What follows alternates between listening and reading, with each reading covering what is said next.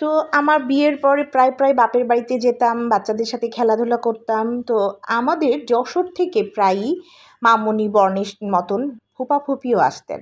তা আমরা নতুন বিয়ে হয়েছে, বাপের বাড়িতে ফুপা ফুপি যশোর থেকে আসা মানে আমাদের আনন্দের শেষ নেই।